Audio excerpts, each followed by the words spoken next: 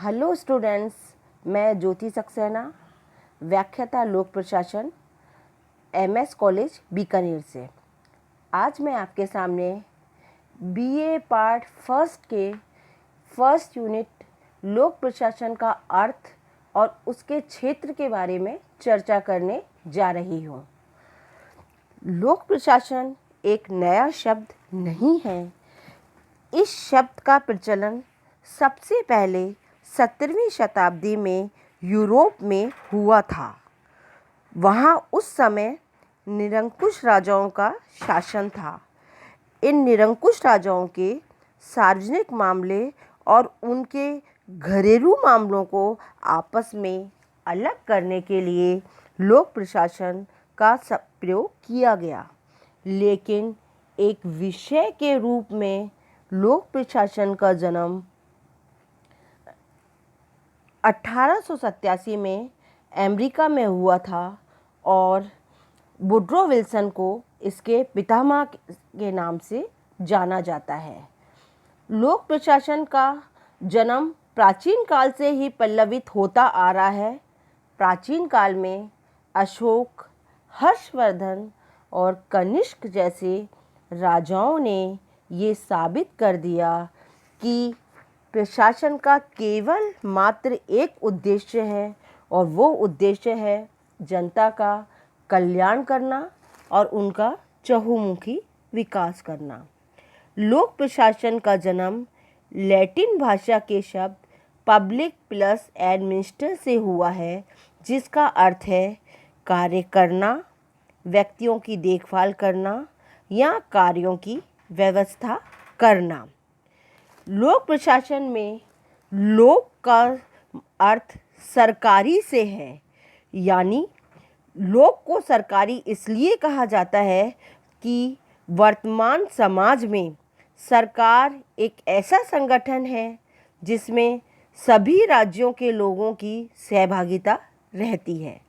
दूसरे अर्थों में संपूर्ण जनता प्रजातंत्र के माध्यम से सरकार के कार्यों में अपनी दखल अंदाजी करती रहती है तथा सरकार द्वारा संचालित होने वाला प्रशासन केवल जनता के लिए ही हो, इसको भी वह देखती है।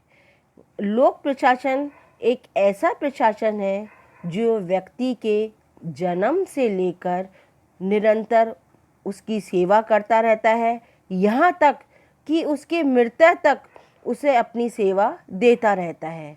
दूसरे शब्दों में लोक कल्याणकारी राज्य के कार्यों की क्रियान्विति का नाम ही लोक प्रशासन है। अलग अलग समय में अलग अलग विद्वानों ने लोक प्रशासन की अलग अलग परिभाषाएं दी हैं। इनमें से कुछ परिभाषाएं प्रमुख हैं, जिनमें सबसे पहले एल.डी. वाहिड का नाम आता है। उनका कहना है लोक प्रशासन में वह सभी काम आ जाते हैं जिनका उद्देश्य सार्वजनिक नीतियों को पूरा करना या लागू करना होता है।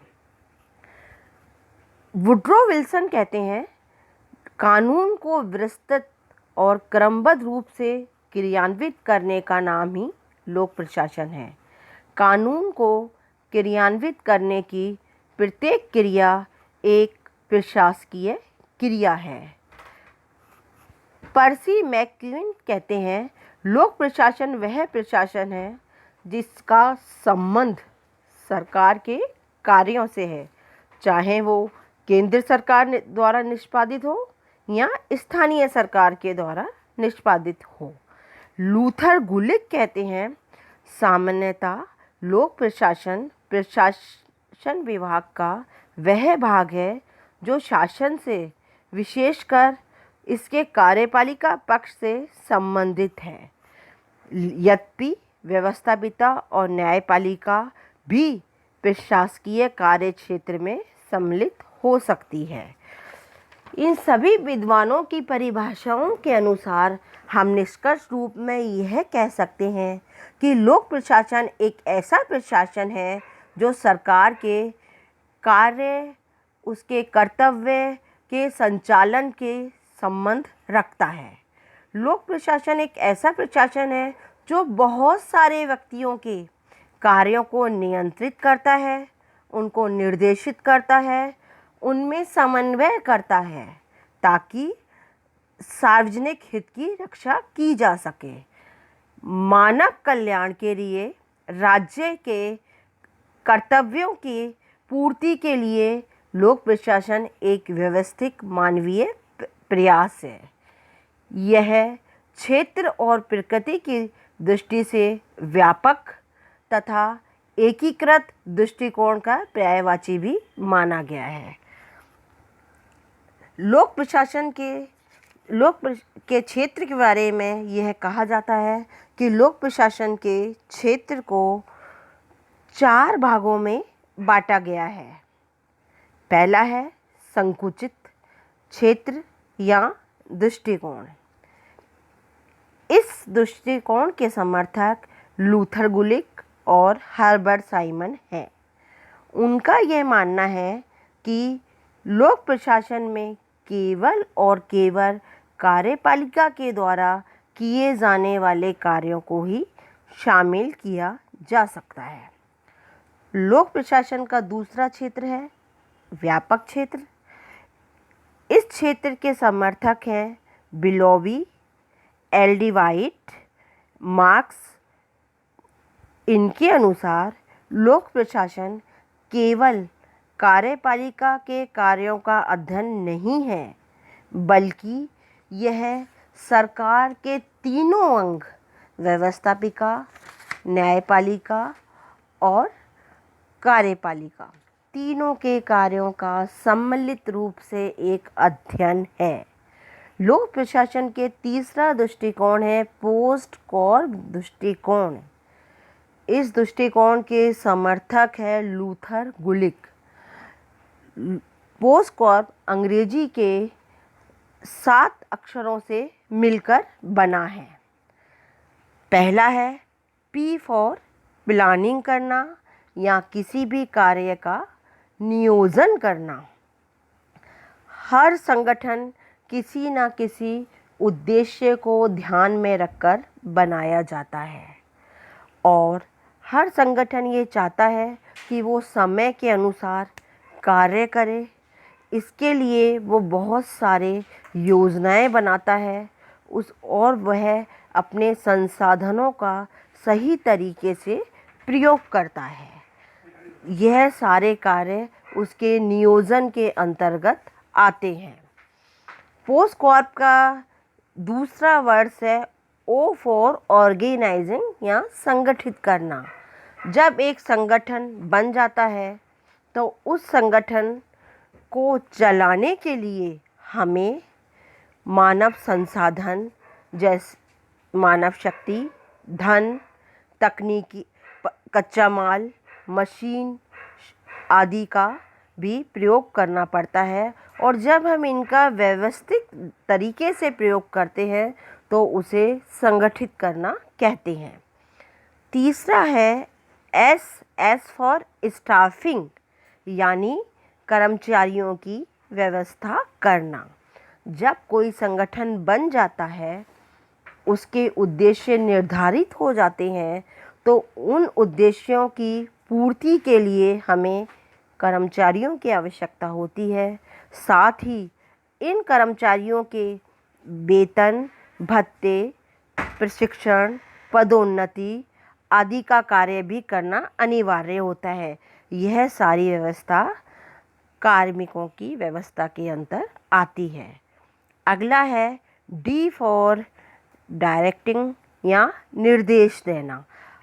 हर संगठन उच्च और अधीनस्थ कर्मचारियों का एक जाल होता है, यानी बहुत अधिक संख्या में लोग कार्य करते हैं। उच्च अधिकारी के द्वारा समय समय पर अपने अधीनस्थ को निर्देश दिया जाता है और ये कहा जाता है कि उसे क्या कार्य करना है और क्या कार्य नहीं करना। उसके बाद है कोऑर्डिनेशन यानी समन्वय। जब संगठन के सारे कार्य निर्धारित हो जाते हैं तो इन कार्यों में दोहराव, टकराव या उलझन ना हो।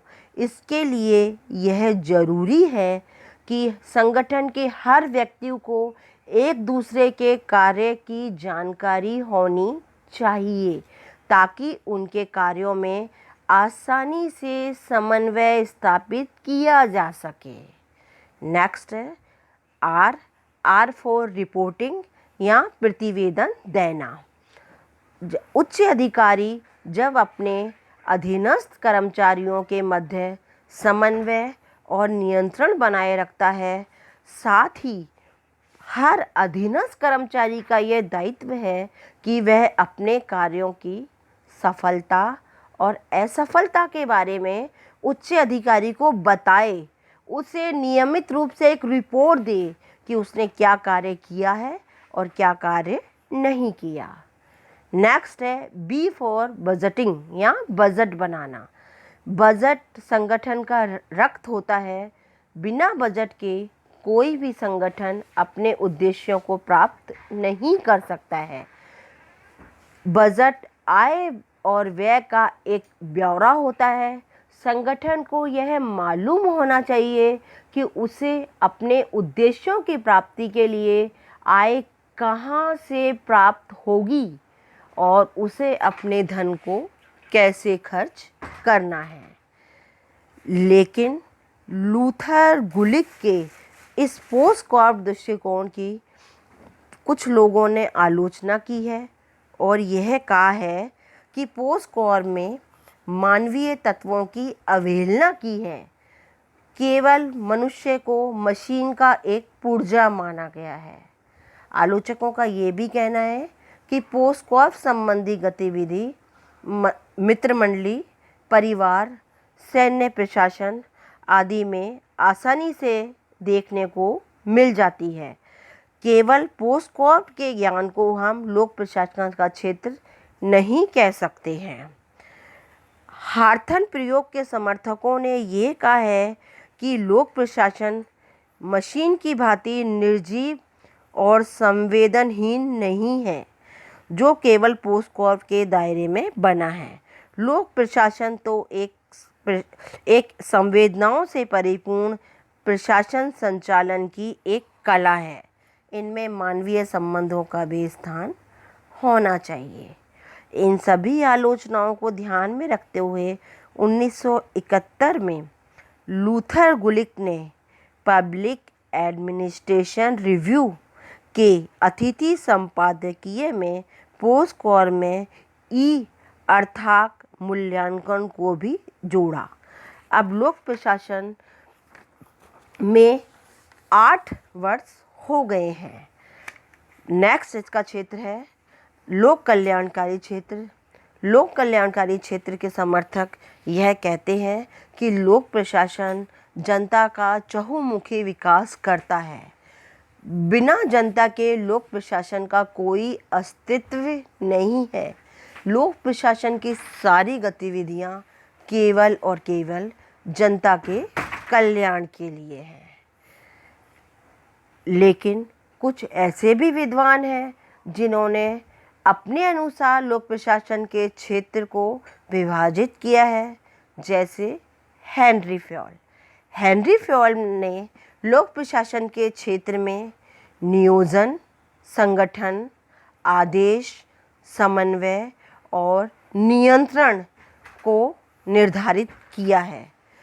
पर्सी मैक्क्यूइन ने लोक प्रशासन में मनुष्य, भौतिक संसाधन और विधियों को बताया है।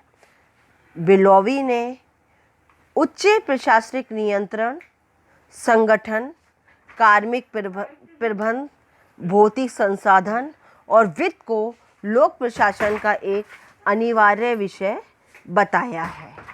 धन्यवाद।